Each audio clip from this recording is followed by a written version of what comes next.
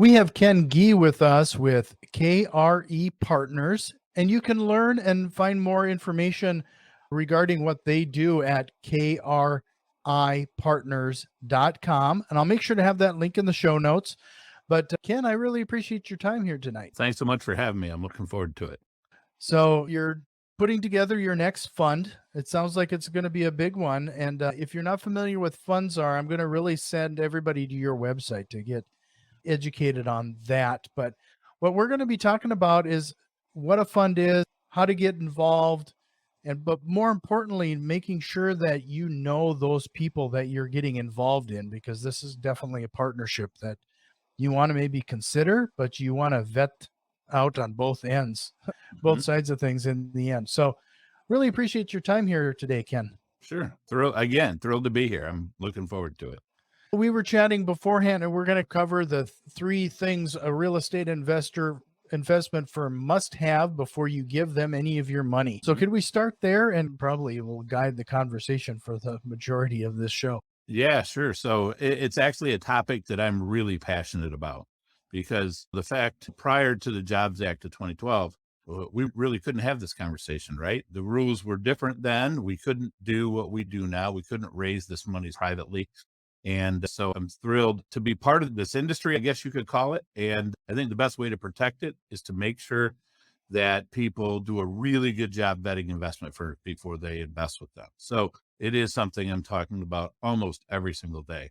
So the first thing I want people to focus on is making sure that whatever firm you're investing with, their goals are aligned with yours. That's super important. I think that's important because if you're trying to get a quick hit, you're looking for something that's going to turn over in 2 months and going to make a ton of money for you. See, that's typically not the type of investment that we do. Our investment periods are usually 3 to 5 years. As we go through the investor meeting that you and I would have, we would have a conversation about how are we aligned? Is your goal consistent with what our investment is designed to deliver? And that's really important to me because I don't want to set us up for failure later. And this is a relationship. It really is. That's how we view it. It's a two-way relationship. And in order for a relationship to work, both parties have to get what they want. And it's my goal that after you invest with us once and you do really well, we hope that you'll come back. So you want to make sure that your terms are aligned, or your goals are aligned with the sponsors. Now, the other thing as part of that is you want to make sure that the terms are investor friendly. Now, I say that because in my opinion, this is just my humble opinion, if I'm going to ask you to invest your money with us and we're going to run the deal, I think that I should put you first in all the decisions that I make. So we set up our fund so that you're going to get your preferred return plus all your money back. And only then do we get a share of that profit bonus at the end. And I think that's super important. So we're talking about goal alignment and we're talking about making sure that the investors are put first. So that's the first thing that I want you to think about. The second thing is I want you to look at the sponsor's track record. Obviously, the longer, the better. You don't like to see people learning on someone else's dime, right? That's just not fair. That's not cool. I don't think people should do it. In our situation, we've done 18 deals over the last 25 years, and our entire track record is there to see. We hired a company called Veravest to verify. If you haven't heard of Veravest, they verify your track record. So we send them settlement statements and bank tax returns and all kinds of information so that they can determine that, yes, my track record is in fact what I say it is. So that's important to me, that whoever you invest with has a track record. The longer, the better. And then hopefully they're doing similar deal types to what they're asking you to invest in. So in other words, if all of my deals that I've ever done are in self-storage, and now I'm coming to you because I want to do a student housing deal. Ooh, wait a minute. I don't have any student housing experience, and you really want that to happen. So hopefully it's of the same type. All we've ever done are value add multifamily deals. So as you look at our track record, you'll see them over and over again. So I think that's important, a long and good track record. And that kind of leads me to the third thing, and that is experience. So people don't think of apartment buildings as a business, but that's what they are. They have sales, they have employees, they have insurance, they have every single thing that any other business on the planet has. What you want to do, people always say, of course you want to invest with somebody that has experience, but the reason why is so important If you just look back, we just had a pandemic, right? We're now in the middle of inflation. You want to make sure that senior management team, the team that you're putting your money with, has enough experience to try to figure out how to navigate whatever's going to come next.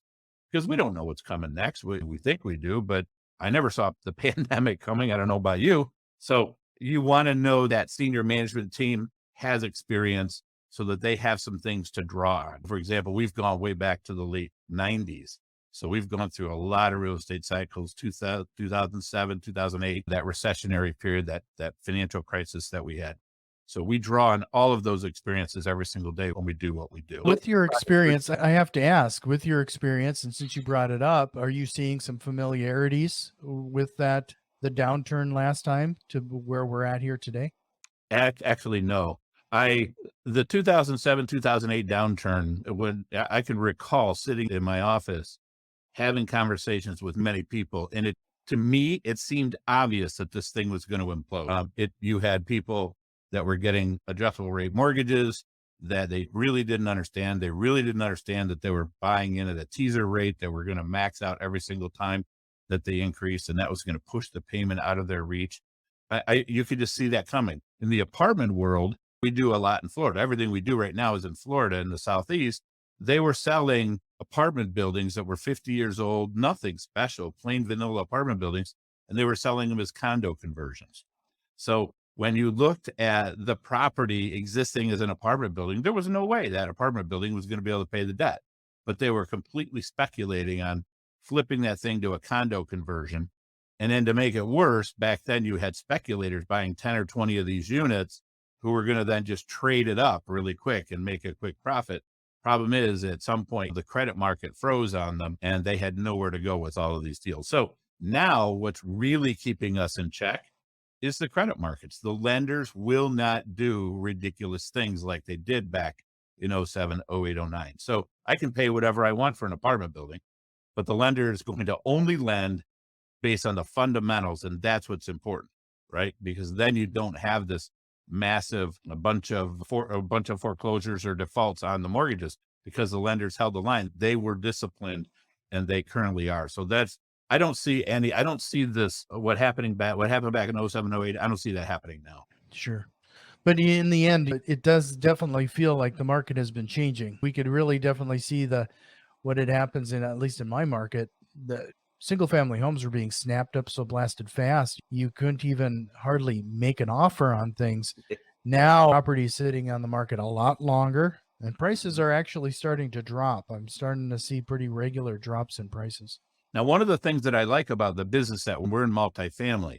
So I think you do a lot of single family. So the pricing mechanism is a little different in our world. I love what we do because I know that if I can increase the cash flow of that, chances are someone's going to want to pay more for it, right? Because they're going to have more cash flow.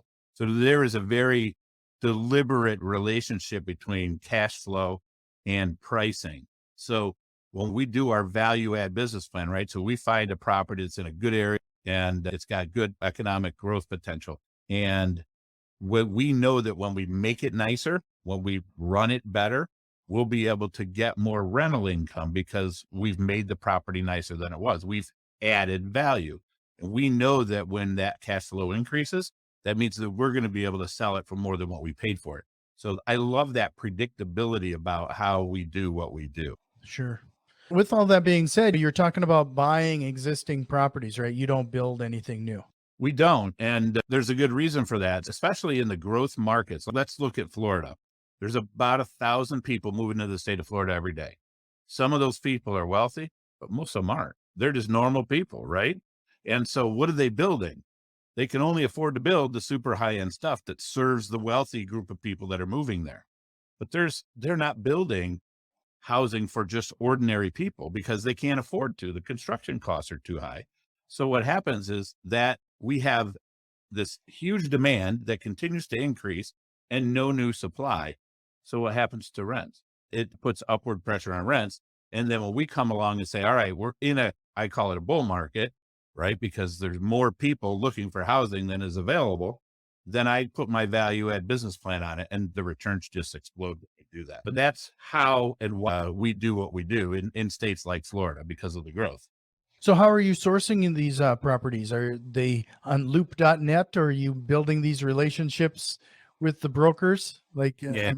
Yeah, that's a good question. Yeah, typically not LoopNet. Usually by the time a property makes it to LoopNet, either it's there because a private owner is selling his or her own Mhm. property, or it's gone through the broker world and they're struggling to find a buyer. Usually that's what happens. So we generally work the broker network in a really intense way. So you said we do funds, right? Most people that buy real estate and raise money to do this, they're syndicators. So they go out, find the deal, then they got a short amount of time to go raise the money. That's hard. That's hard to do in a competitive environment because the sellers all know that you still have to raise the money, and everybody that you're competing with is in that same boat. So a few years ago, we flipped that model. We said, hey, let's go raise the money first, get the commitments. Now we go to the broker committee, Mr. Broker, Mr. Seller. We've already got the money raised. We are different than all those other people that's competing for this property. You don't have to worry about us not closing. You don't have to worry about us not raising the equity. You don't have to worry about us retrading you because we've got far more experience. So as a result, we become much stronger buyers in those markets. So we sometimes we'll see deals even before they hit the market, or we're not afraid to buy a property that's been well marketed by the brokers. But so when you're in a market for a long period of time, you really develop a deep broker network, and they get to know you, and they know if they give us a deal, they know it's going to close. They just know it's going to close. And brokers and sellers love that level of certainty. Are there different requirements on your end running a fund versus a syndication then? As I'm sure there's some government agencies involved. Yeah, it's not a lot different. The SEC exemptions available to us are very similar to the ones yours. We rely on either a 506B or a 506C. We do C. So if you don't recall, the 506C is for accredited investors, and that allows us to, it's called open solicitation. We're allowed to talk to anybody we want, people that we don't even know, about investing in our fund. The SEC just requires that everybody that gets in our fund be accredited, and we have to verify that they are. Those set of rules apply in both situations. It's really no different at all. With that being said, I just want to remind everybody, kripartners.com. And then Ken has an opportunity for everybody too. If you go /ebook, there's a download there for you. I'm sure there's a quick form that they need to fill out too, right? There is, yeah. So the book's going to cover two things. I've had so many conversations with people that they know there's so much money in real estate. They just know there is. They're trying to figure out how it fits in their life. Should they buy a single, buy a double? Should they buy an apartment complex with a couple buddies? Should they invest passively? So I help take them through that process in the first part of the book. Now, the reality of it is most people should passively invest in real estate because they're busy. They got families, they got all kinds of competing priorities for their lives, and they don't have time to do this. So they choose to passively invest. That's typically what most people do. So then the second half of the book, remember I said I was very passionate about this whole vetting real estate firms. That's exactly what the second half of the book covers. I go into how does this business really work? What makes sponsors and fund managers and syndicators, what makes them do what they do? I want to educate the investor so that they're asking all the right questions and putting themselves in the best place possible to make sure they have a good match with whatever investment firm they go in. So yeah, you're right. It's kripartners.com/ebook, but that's what I covered. I wrote it because I think it applies to so many people trying to figure this business out. Yeah. One of the things that I think is interesting, and you mentioned trying to make real estate investing truly passive. When you're doing it to the daily day to day, and you're starting out single family homes and you're self managing rental properties and the like, the furthest thing it is it actually being passive. Yes, it is not passive when you're doing that. No, sir. But you're right. People do think of that as passive income, and it's not. It's just not. Yeah.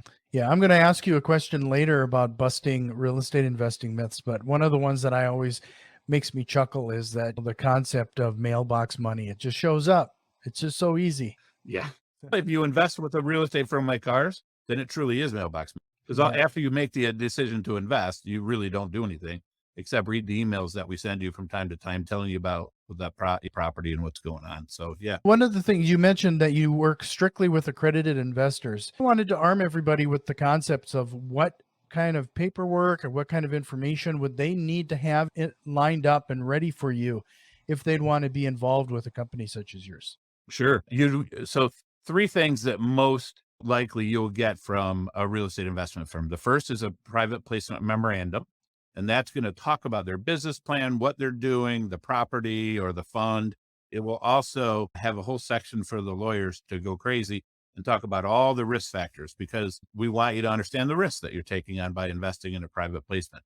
The second document you're going to get is called an operating agreement. So that when you actually become, if you invest in our fund, you're actually a partner in our fund. So you're signing on the operating agreement page that this is document is what governs our relationship. It tells you about how distributions are made and who's in charge and all that kind of stuff. And then the third thing you're going to get is a subscription agreement. Now that's the document that you generally need to tell us your name, your address, your date of birth, your tax ID number, where you want your money set, all that kind of stuff. But then the other part you have to do is you have to tell us how or why you're accredited. And it's either the test that most people fall under, it's either an income test or a net worth test. So if it's income, either you make $200,000 a year for the last couple of years and they expect the same for this year, or if you're married, it could be $300,000 with you and your spouse. So that would make you accredited, and you'd have to eventually you have to verify that with us. Sometimes we use third parties. You could send me tax returns. You could send me a letter from your CPA or attorney that says, I know this guy, I've seen his tax returns. I know he's accredited. And I just have to have that piece of paper in my file so that when we get audited by the SEC, they can see that we were supposed to do to verify that. The second test is a net worth test. Sometimes a little harder to prove, but if you have to have $1 million net worth, not including your home. So for those of you who don't really understand net worth, all you do is you take all of your assets and value them, write them all down, tally them up and figure out what they're worth. Then you take your liabilities. How much debt do you have? And the difference between your assets and your liabilities is what your net worth is. And that has to be $1 million, and you just can't include your home in that. So if you meet one of those income or net worth definition tests, then you're accredited and you're able to invest in the fund. No, thanks for that clarification. I think that just helps quite a bit for those that might be interested. Going back to the property and sourcing the property, are there certain types of property that you look for, and what type of value are you adding to improve the equity there? Sure. So types of properties, they're generally in the business, we call it BC class assets. Basically, the best way to think of what we buy, it's decent properties in good neighborhoods. That's the bottom line. I have to be very comfortable bringing my wife and daughter and son and walking around the neighborhood. That's very important to me. Now, what type of value do we bring? So we're going to do, usually what we start out with is the exterior improvement. So we'll go and I act like I'm a prospective renter. And I start with my first experience when I drive to that property, the signage, the front, they call it curb appeal, but that's really what it is. And I follow myself as I go to the leasing office.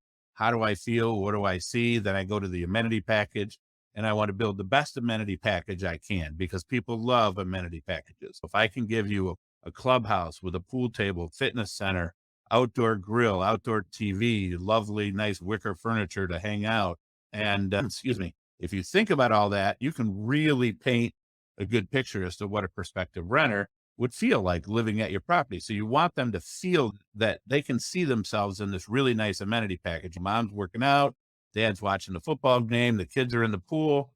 Then it's time for lunch. There's a grill right there. He or she cooks lunch. The parents flip, then one goes to the fitness center, the other one goes in the pool, whatever. You can see a whole family day there. And I think that's really cool. Then we follow the path that person would take to their apartment. And we want to make sure that it's nice. And then we go inside the apartment and just make sure that it's upgraded and modern. Typically, we'll vinyl plank flooring, the faux wood flooring. We'll do either black or stainless steel appliances, 2-inch blinds. We'll do a nice paint package, updated fixtures and things like that. So basically, we're just giving that property sort of a facelift, right? Modernizing it. We tend to stick 70s and I prefer 80s and 90s and newer, but we'll go to the 1970s as well. Typically, there's a good opportunity as long as the floor plan hasn't become obsolete. There's usually a pretty good opportunity there to make that property look and feel a lot newer than it really is. So those are the opportunities that we look for. And then when we do that, we're typically able to we had to get paid for spending all that money because it's not cheap to do all this. So we're looking probably at 300 plus in terms of rent increases over time. to pay us back for all of that. So that's the criteria that we. One of the things that you mentioned before we hit record that unlike syndication, with a fund, you might be owning multiple properties within that fund. So what size of properties are you looking for, and how many properties or how many units in total are you planning for this current raise? Sure, yeah. It depends on the property. So property size, we like somewhere between 75 and 250 units. I know that's a very wide swing, but here's what's important. When you get really big, you start to compete with institutional buyers who have a completely different capital stack than we do. And it's just very hard to compete with them because their return requirements are very different. When you go really small, it's very hard for us to put on-site managers because we want to have a manager in the leasing office. We want to have a full-time maintenance person. So Mhm. it's hard to do that below 75 units. So that's why we stick in that range. And we expect this next fund to be somewhere 15 to 20 million is we like that. It's a comfortable fund size for us. We can usually get 3 deals in the fund. And that gives our investors good diversification. For example, the last fund, we have a deal in Tallahassee, we have a deal in Daytona, and we have a deal in Bradenton, which is just south of Tampa, north of Sarasota. So you can see those are very different markets. And so our investors are going to enjoy some great diversification. The other benefit, they get a couple of others, but if you think about, remember I talked about that private placement memorandum and the operating agreement and all this stuff. Well, the lawyers charge a lot of money to put those together, as you can well imagine. So in our world, I get to spread those costs over 3 deals because I only have to do 1 set of documents when you make a commitment to the fund. I don't have to do 3 sets of documents. So I save a ton of money, and those savings accrue right to the investors. Yeah, this is really interesting how you got it all set up. And then when you take over a property, are they typically formerly mom and pop places, or is this like uh, Sometimes. Yeah. sometimes? Yes. It depends. Sometimes they're private owners. Sometimes they're larger, almost institutional. The company has grown up and they no longer want to mess around with 100 units because everything else in their portfolio is 300 or 400 units. And so we're happy to take those size properties because we usually love that scenario because a company that's growing and looking ahead rather than behind, they stop paying attention to those 150 unit properties. I know that sounds silly because those are quite large properties, but to them, size is always a relative thing. To them, it's small, and that's why they sell it. So we love to have that situation because we usually have great opportunities to make that property better. Yeah, thanks for that because I was trying to make sense of I run into mom and pop type outfits all the time, and then they don't raise rents equivalent to the market, and then they don't typically want to spend the money into doing those updates and stuff. And so I was trying to wrap my brain around if you're buying it from a fund or another company, what happens there to make value add available to you? Yeah. So there's a lot of reasons. So first of all, we don't dislike buying from mom and pops at all. Excuse me, for all the reasons that you described. There are other reasons that somebody else might not might sell. So say somebody did a syndication and they came up with a value add plan, and they once you do a syndication, you're done raising the capital, right? You spent your budget, you're done. You can't do anything else to the property because you don't have the money to do that. And to call your partners and ask them to contribute more, that never goes well, right? It just doesn't happen. So a lot of syndicators will implement their business plan. And once they're done, they're done. That doesn't mean they've taken it as far as it could go. That just means that they're done and they've made some money for their investors. So there are so many different reasons that properties have upside potential. Right now, the biggest challenge for people is just understanding what they should be charging for rent. So that is a big challenge right now. It just is. And a lot of people are way behind, especially the mom and pops that you described, because they make friends with the residents. And I don't blame them. These are great people that probably live there. And it's really hard for them to bring themselves to raise rents. One more time, kripartners.com/ebook, and take advantage of that offer from Ken. But Ken, this was a great conversation. I'm hoping you have a few more minutes, and I'm going to throw you some rapid fire questions at you. Sounds good. I do. So, what is one real estating myth you'd like to bust here tonight? I think we talked about the passive nature. That's one. It is not passive unless you invest with somebody else. The second, I'm going to go with 2, if you don't mind. The second myth I'd like to bust is that real estate is easy. So many people don't really understand that it's a business no different than any other. And you really got to dive into the nitty gritty and get into the details because that's what makes you successful. So those two myths would be the ones I'd like to break. What book would you recommend, or what are you reading right now? Yeah, I get that question a lot. So I'm constantly reading. I love Stephen Covey's 7 Habits of Highly Effective People. I love Grant Cardone's 10X Rule. I think that's the name of it, something like that. Yep, So those are two good books that I read a lot. I read them over and over, actually, because they're so impactful. sure. What's the best piece of business advice you've ever received? Ooh, that's a good one. The best piece of business advice I ever received was, and this is a nuance he's saying, but you got to figure out how to get out of your own way. And by that, I'll say this another way. And I might have stolen this from somebody. If I did, I just don't remember who it was. So not trying to steal their thunder, but I always say that people are where they are because they choose to be there, right? So their brain puts them in a certain spot, in a certain place, at a certain level of success, a certain whatever. And because of that's where they stay. And so the best business advice I ever got was the person who convinced me, Ken, you got to get out of your own way. You've got to start thinking differently because you can be far more than you are. The only reason you aren't there is because you haven't chosen to go do that yet. There you go. Yeah, no, that's awesome. What is the biggest real estate investing mistake you've ever made, and what did you learn from it? Yeah, believe it or not, I've been doing this a long time, so I'm sure I've made a lot of mistakes, but probably one of the biggest ones that sticks out, and it's kind of counterintuitive. When people buy properties with a value add business plan, right? You have this in your mind, oh my God, I'm gonna make this place amazing. And so they buy it, and day one, they're going full speed and they try to do their renovation in a couple months, right? Spend all their money. I did that once. And then what I realized was, wait a minute. I learned some things about the property 30, 45 days after I bought it that I didn't know before. But I had to go into my own pocket to fix that because I wasn't careful. So the lesson I learned was when you buy a property, sit on your hands for 30, 45 days. It's going to drive you crazy to do it. But if you do it, it is actually the smartest thing that you can do because you'll always readjust your budget and you'll be in a good position to make reallocations of your budget dollars, your CapEx dollars, if you learn something about that property you didn't know before. So that would probably be it. Now, it wasn't catastrophic for me because I just used my own money to fix, to pay for whatever it was. But if it's a big enough mistake, it could really be a challenge for some. Oh, no, that's great advice. So if you could go back into time and give yourself one piece of advice, what would it be? Oh, I already told you, get out of your own way, Ken.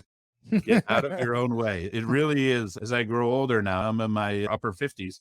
And I feel if I would have done that a lot earlier, I'd be in a very different. Ken, this was a great conversation. Before I let you go, is there a question or concept you wished we would have covered here tonight? No, I love the fact that we talked about vetting real estate firms. I feel really strongly about that because this thing that we do, this private money, is giving people access investments that our investors have had 15, 20, 30% annual returns.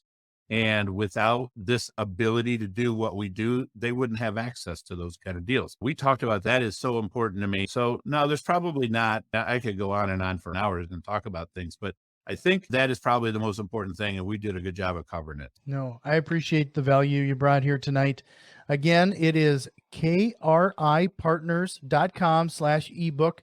Take advantage of that. But Ken, I hope you'll come back again sometime. I have a feeling we could dive deeper on a number of other topics. We could. I would like that very much. Thanks.